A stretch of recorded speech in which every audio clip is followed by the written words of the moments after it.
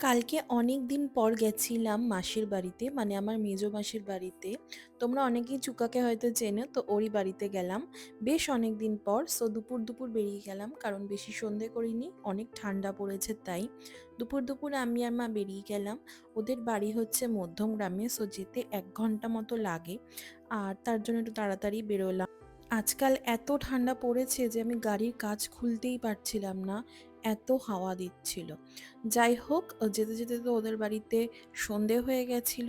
আর যাওয়ার আগে একটুখানি ভিশাল গেছিলাম। এটা আমার মাসির বাড়ির একদম পাশে একটা আউটলেট ভিশালের। সো সেখান থেকে কিছু জিনিস কেনার ছিল, গিফট পারপাস দেওয়ার জন্য। সো সেগুলো নিলাম, আর তোমাদের সাথে একটু কালেকশনগুলো শেয়ার করছি। এত সুন্দর আর এত অ্যাফোর্ডেবল এখানে। সত্যি 99-এ এই টি শার্টগুলো দেখো কি সুন্দর লাগছে দেখতে। আর বিভিন্ন রকম প্রাইস রয়েছে, তো খুবই ভালো ছিল। আর ওপরে হচ্ছে সমস্ত ডেলি ইউজের জিনিসগুলো।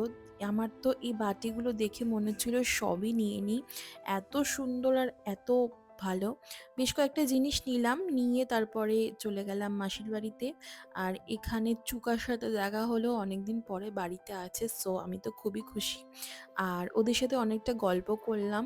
করার পরে আমি চুকাকে বলছিলাম যে কোথাও একটা তোদের বাড়িতে এতদিন পর এসছি। সো ওর বাড়ির পাশেই রয়েছে স্টার মল, সো সেখানেই গেলাম আমরা। আর চুকার যেহেতু বার্থডেও আসছে খুব শিগগিরই, সো এর জন্য আমি ওকে বললাম আজকে খাওয়াবি তুই। সো ও তো কোনো কথা আর বলতেই পারলো না, বললো ঠিক আছে চল খাওয়াচ্ছি।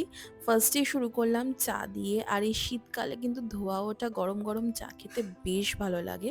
তারপর সোজা চলে গেলাম ফুড কোর্টে, ওখানে অনেক রকম আইটেম ছিল, কিন্তু চুকা যেহেতু ভেজ খাবে, ওর একজন মারা গেছে ফ্যামিলির মধ্যে, সো এর জন্য আমরা ভেজই নিলাম। আর পিৎজাটা কত ছোট দিয়েছে দেখো, আমরা ভেবেছিলাম মনে হয় অনেকটাই বড় দেবে।